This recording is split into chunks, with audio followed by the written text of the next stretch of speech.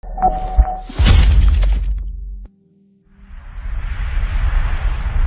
question of how and why the United Nations is the crux of the great conspiracy to destroy the sovereignty of the United States and the enslavement of the American people within a UN one-world dictatorship is a complete and unknown mystery to the vast majority of the American people.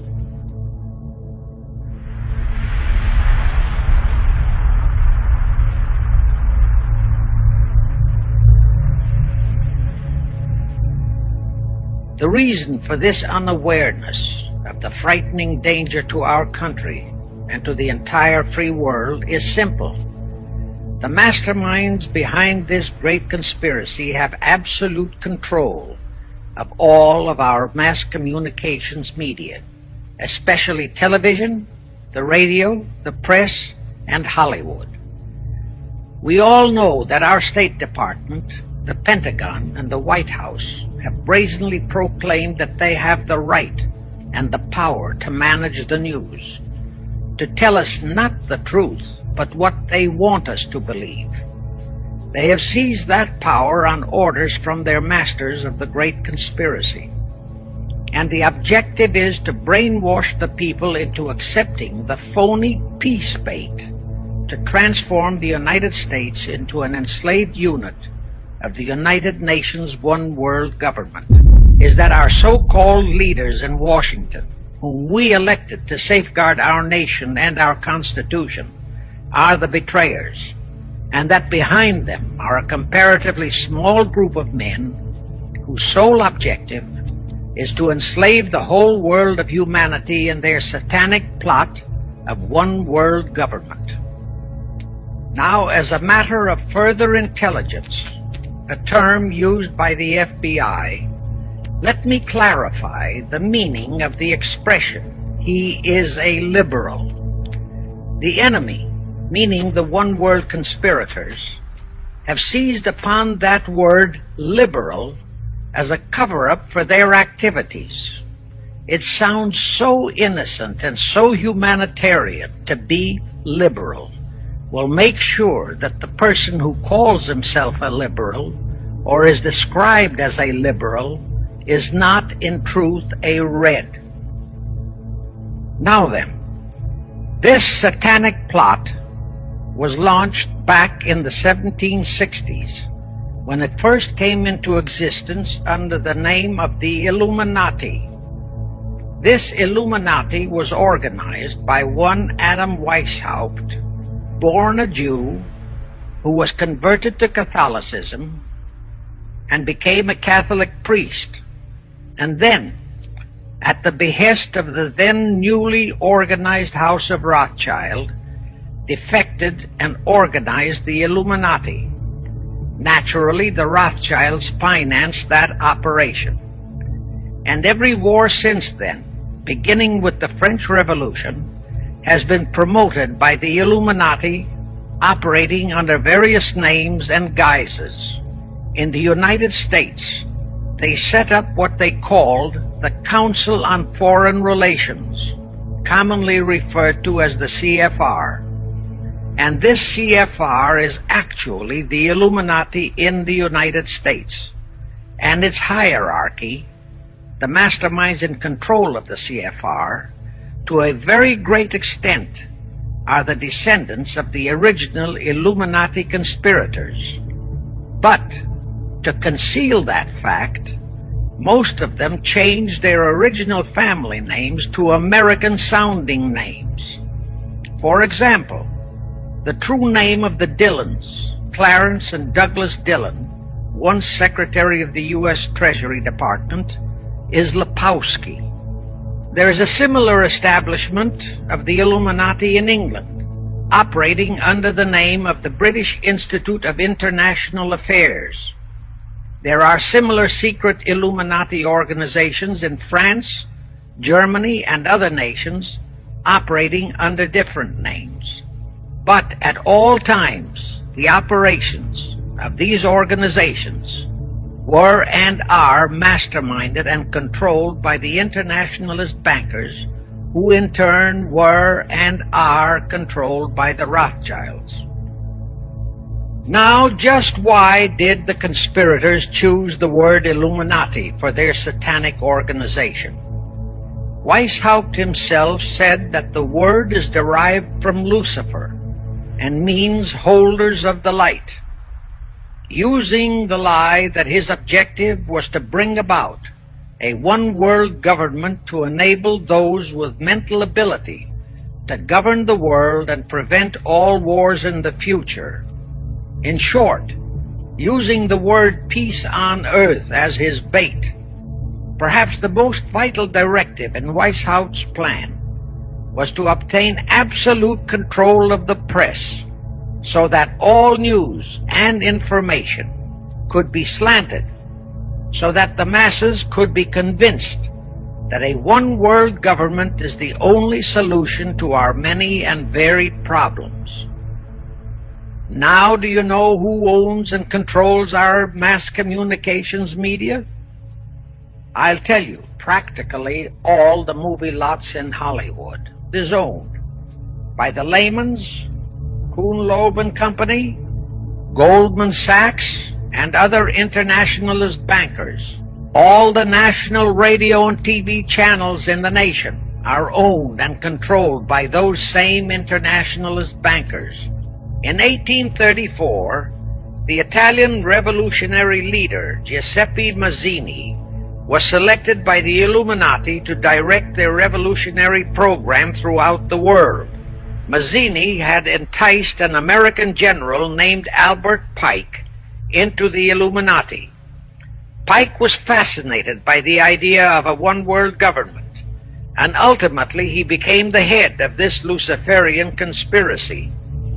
Between 1859 and 1871, Pike, worked out a military blueprint for 3 world wars and various revolutions throughout the world, which he considered would forward the conspiracy to its final stage in the 20th century. Long before Marconi invented radio, the scientists in the Illuminati had found the means for Pike and the heads of his councils to communicate secretly. It was the discovery of that secret that enabled intelligence officers to understand how apparently unrelated incidents, one such as the assassination of an Austrian prince at Sarajevo, took place simultaneously throughout the world, which developed into a war or a revolution. Pike's plan was as simple as it has proved effective. It called for communism, Nazism, political Zionism, and other international movements be organized and used to foment 3 global world wars and at least 2 major revolutions.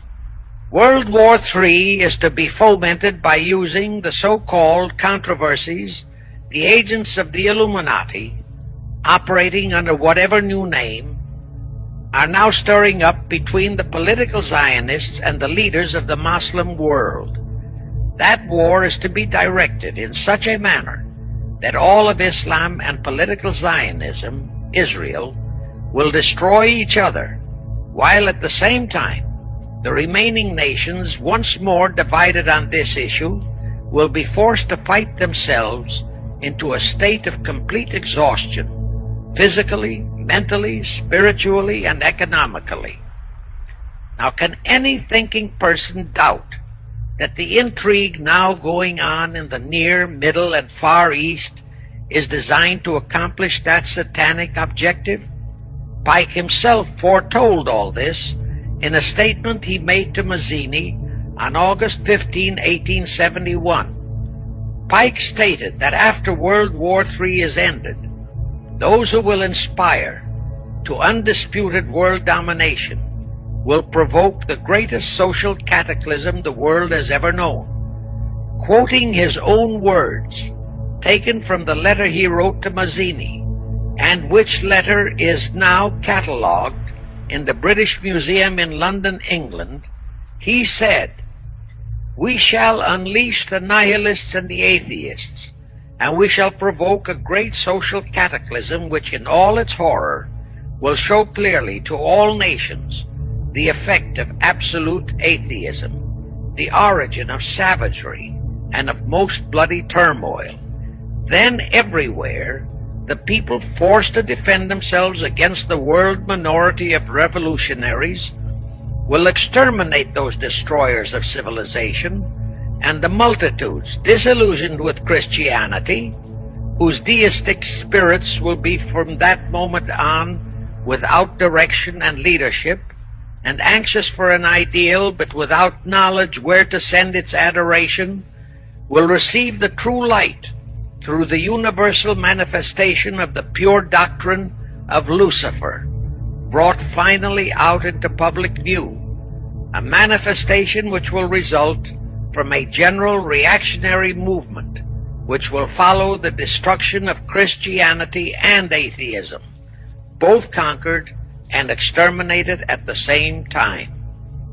Anyway, the ending of the Civil War destroyed, temporarily, all chances of the House of Rothschild to get a clutch on our money system, such as they had acquired in Britain and other nations in Europe. I say temporarily because the Rothschilds and the masterminds of the conspiracy never quit. So they had to start from scratch, but they lost no time in getting started.